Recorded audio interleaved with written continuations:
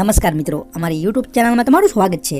તો ફ્રેન્ડ્સ, તમે પણ જો રોજબરોજની સરકારી ભરતી અથવા તો સરકારી યોજનાની અપડેટ્સ મેળવવા માંગતા હો તો આ ચેનલને તમે સબસ્ક્રાઇબ કરી બેલ આઇકન પ્રેસ કરી નોટિફિકેશન ઓન કરી દેજો। આટલું કરવાથી મિત્રો તમને રોજબરોજની સરકારી ભરતીની અપડેટ છે તે મળતી રહેશે। તો ચલો આપણે આજની અપડેટ જોઈએ। રાજ્યની સરકારી શાળાઓમાં ધોરણ 1 થી 8માં જો કોઈ જિલ્લામાં શિક્ષકોની સૌથી વધુ ઘટ હોય તો તે છે કચ્છ જિલ્લો। કચ્છની સરકારી પ્રાથમિક શાળાઓમાં ધોરણ 1 થી 8માં મોટા પ્રમાણમાં શિક્ષકોની જગ્યાઓ ખાલી પડી છે, જેમાં રાજ્યની પ્રાથમિક શાળાના નિયત કુલ શિક્ષકો કરતાં પણ લગભગ અડધા શિક્ષકોથી હાલ કામ છે તે ચલાવાઈ રહ્યું છે।